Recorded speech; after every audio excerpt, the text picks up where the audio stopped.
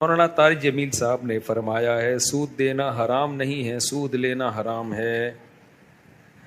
مولانا طارق جمیل صاحب نے کچھ دن پہلے فرمایا تھا کہ سود دینا حرام نہیں ہے، لینا حرام ہے۔ اصل میں وہ جو فرمانا چاہ رہے تھے نا، وہ میں آپ کو بتاتا ہوں کیا بتانا چاہ رہے تھے، لوگوں نے غلط سمجھا۔ پھر ان کے بیٹے کا جو بیان آیا تو وہ اس سے بھی زیادہ غلط آ گیا، یعنی انہوں نے تو پھر بھی صحیح فرمایا تھا، بیٹے نے شاید جو بیان دیا تو وہ الٹا کر دیا اس بیان کو جو دینا چاہیے تھا، شاید ان کے بیٹے سے بھی مسٹیک ہوئی ہے۔ تو حضرت مولانا طارق جمیل صاحب نے جو فرمایا تھا کہ سود دینا حرام نہیں ہے، لینا حرام ہے، اس کا مطلب یہ ہے کہ سودی ایگریمنٹ تو بہرحال حرام ہے، جب ہم بینک سے سودی ایگریمنٹ کرتے ہیں نا وہ بہرحال حرام ہے، لیکن رقم کون سی حرام ہوگی؟ رقم وہ حرام ہوگی جو ہم بینک سے سود کے طور پر لیتے ہیں، اس رقم سے جو بھی کاروبار کرو گے، کام کرو گے، وہ حرام ہو جائے گا۔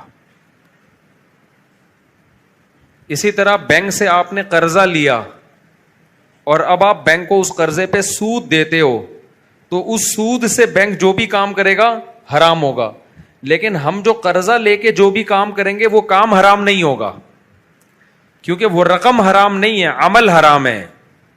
سمجھ میں آ رہی ہے بات کہ نہیں آ رہی؟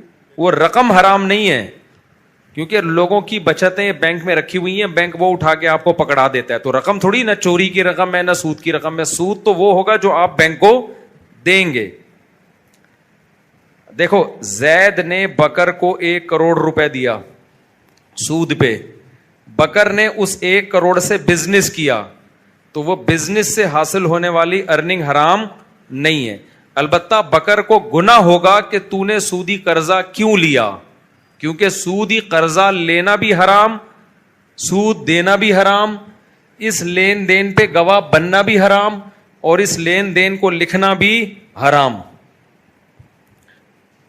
سمجھ میں آ رہی بات؟ بکر نے زید سے 1 کروڑ روپے لیا سود پہ کہ میں سود دوں گا تمہیں، اب بکر اس 1 کروڑ سے بزنس کرے گا، بکر کو گناہ تو ملا اس سارے پروسیس کا، لیکن بزنس سے حاصل ہونے والی آمدن حرام نہیں ہے۔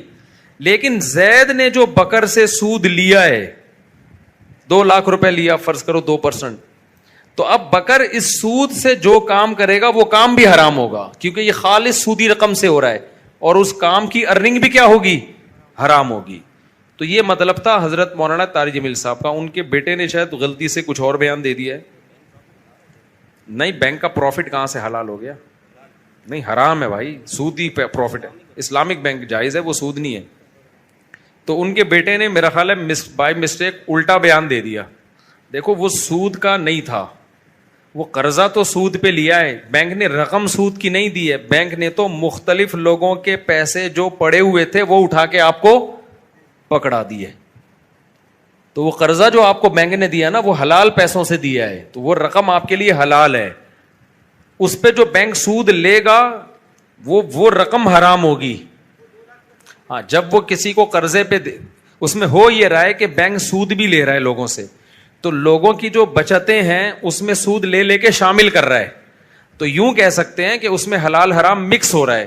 تو شریعت کا حکم یہ ہے کہ جب حلال حرام مکس ہو رہا ہوتا ہے نا، مرج ہو جائے، اب ہمیں نہیں پتا اس میں حلال نوٹ کون سا ہے حرام کون سا ہے، تو غالب کا اعتبار ہوگا، اگر زیادہ حلال ہے تو پھر وہ رقم جب ہم کسی کو دیں گے تو وہ حلال سمجھی جائے گی۔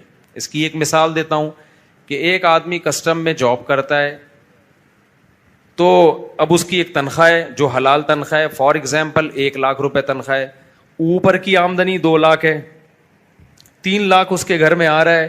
اب وہ آپ کی دعوت کرتا ہے تو آپ اس کی دعوت کو نہیں کھا سکتے، کیوں؟ 2 لاکھ میں 1 لاکھ مکس ہو رہا ہے، تو ہم یہی سمجھیں گے حرام پیسوں سے ہی ہمیں کھلا رہا ہے۔ لیکن اگر وہ کہتا ہے بھائی میں اپنی تنخواہ کھانے پینے کے لیے الگ رکھتا ہوں اور اس میں سے تمہیں کھلا رہا ہوں، تو پھر کیا ہے؟ جائز ہے، اس کی زبان کا اعتبار کیا جائے گا۔ لیکن اگر اس کی تنخواہ 2 لاکھ ہے، اوپر کی آمدن 1 لاکھ ہے، دونوں کو مکس کرتا ہے، پھر ہمیں چائے پلاتا ہے، تو پھر شریعت کہتی ہے کہ غالب کا اعتبار ہوگا، ہم یہی سمجھیں گے ہمیں حلال سے، پھر اس کے بیان کی ضرورت نہیں ہے، پھر ہم یہی سمجھیں گے حلال سے کھلا رہے ہیں ہم۔ سمجھتے ہیں کہ نہیں سمجھتے؟ تو بینک سے سودی قرضہ لینا بہر صورت حرام ہے، لیکن وہ قرضہ لے کے جو کمپنیاں کھلتی ہیں، جو بزنس ہوتا ہے، اس کی ارننگ حرام نہیں ہوتی۔ لیکن جو سود لے گا پروفٹ کے طور پہ, اس رقم سے جو بزنس کیا جائے گا وہ بزنس ہی ٹوٹل حرام ہوگا. تو حضرت کا مطلب یہ تھا, تو ان کے بیٹے نے الٹا بیان غلطی سے دے دیا, جیسے وہ بھائی کے بارے میں بیان دے دیا تھا کہ خودکشی کی ہے, پھر وہ اس کو بیٹھ کے سمجھاتے رہے. تو بعض دفعہ ایسے چوکے چھکے انسان سے لگ جاتے ہیں.